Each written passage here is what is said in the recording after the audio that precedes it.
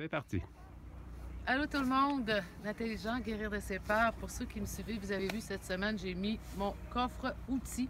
Alors c'est un coffre, bien évidemment, c'est tous mes outils depuis environ une trentaine d'années de guérir de ses peurs, mais pas uniquement guérir de ses peurs, c'est guérir de soi, c'est guérir de tout ce qu'on nous a enseigné.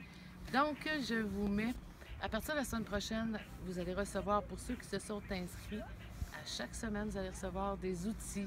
Vous allez recevoir mes podcasts de mon émission, Dis-moi tes peurs. Vous allez recevoir aussi des vidéos, des PDF, en tout cas plein de choses pour remplir votre coffre pour le mieux-être, donc pour apprendre à être mieux, à se libérer de l'anxiété, à être bien, à changer nos attitudes, etc., etc.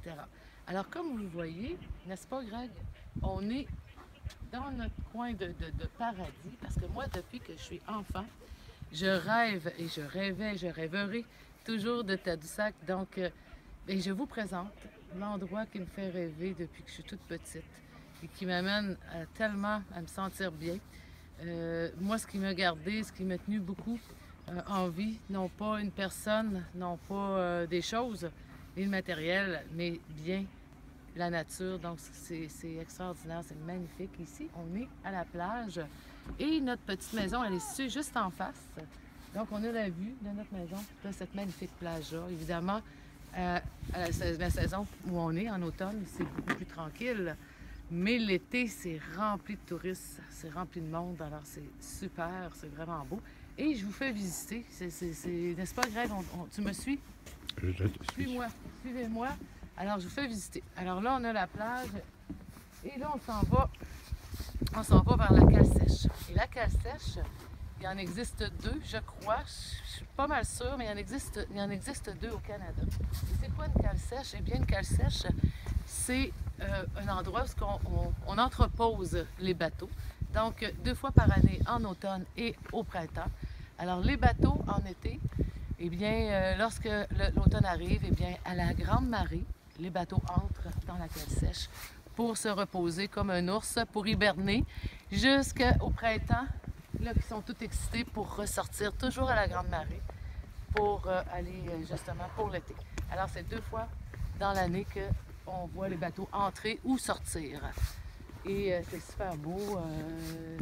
Et on a cette vue-là, nous, de notre petite maison.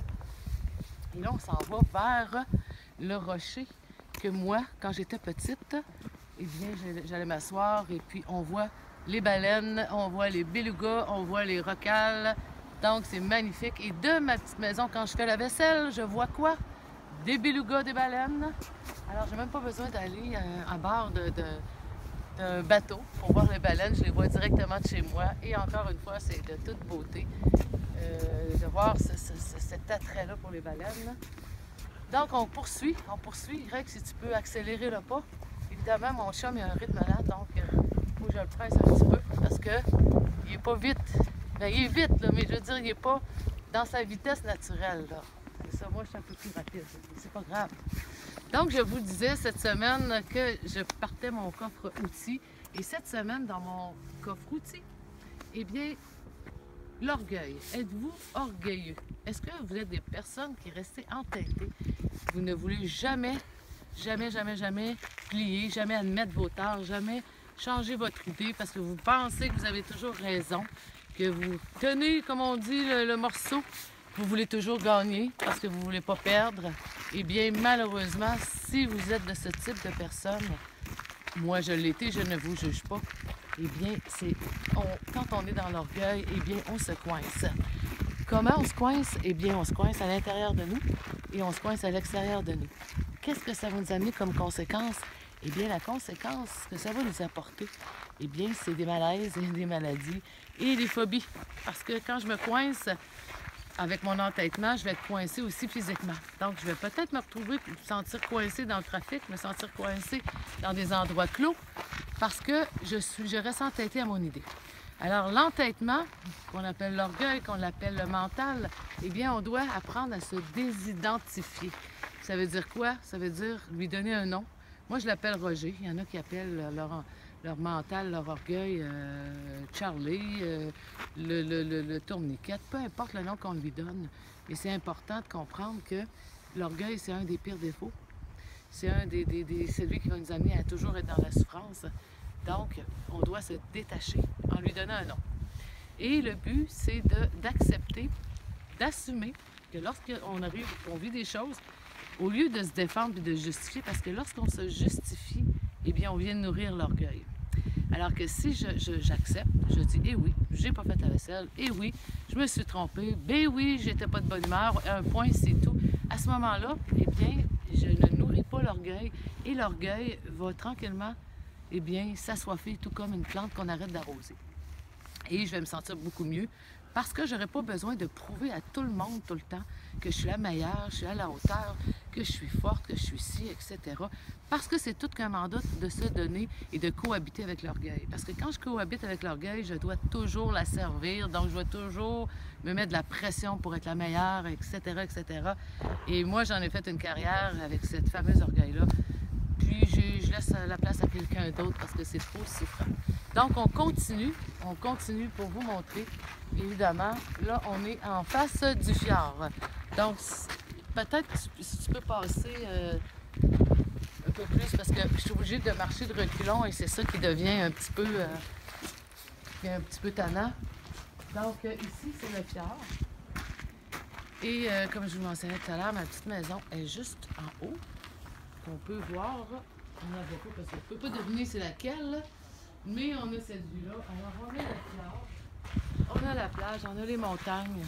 C'est de toute beauté. C'est vraiment magnifique. Et j'aimerais en terminant, parce que l'outil de la semaine, chaque semaine il y a un outil. L'outil de la semaine, c'est l'outil de l'orgueil. Et c'est quoi? Eh bien, c'est d'accepter, tout simplement, d'arrêter lorsque je suis en réaction, eh bien, tout de suite, je suis avec l'orgueil. Donc, quand vous allez voir là, réagir, et moi, j'emploie souvent comme une machine à boules qui est tiltée, que la boule est prise. Lorsque je suis dans cet état, je suis accompagnée de l'orgueil. Alors, l'outil de la semaine, c'est d'apprendre à ne pas réagir, mais plutôt agir. Si je réagis, je suis avec l'orgueil, alors que si, à la place, je ne tombe pas dans mes réactions, je suis plus dans l'action, eh bien, je vais laisser tomber les gardes et je vais m'accepter comme je suis. C'est-à-dire avec des vulnérabilités, avec des qualités, avec des défauts, et je n'aurai plus à être obligée de paraître et d'être toujours à la hauteur de tout. Donc, je vous laisse là-dessus. Je vous laisse en même temps réfléchir, je vous laisse intégrer. Si vous avez des questions, n'hésitez pas. Et n'oubliez pas, pour recevoir l'outil de la semaine, eh bien, vous devez vous inscrire via ma page Facebook. Là, j'ai mis comme une espèce... Vous savez, je ne suis pas très bonne et experte en la matière, mais j'ai essayé de mettre comme une espèce de petit carré, une page où on peut s'inscrire. Et à ce moment-là, moi, chaque semaine, je vais pouvoir vous envoyer, évidemment, par courriel, l'outil de la semaine avec mes podcasts, avec tout ce que je fais pour votre plus grande liberté d'être. Donc, merci tout le monde. Je vous embrasse et je vous souhaite une super belle journée. Profitez-en et surtout, mettez de côté. On le met de côté, notre orgueil. Hein? On le met de côté pour être vraiment mieux et plus à l'aise avec le qui on est. Alors, bonne fin de semaine.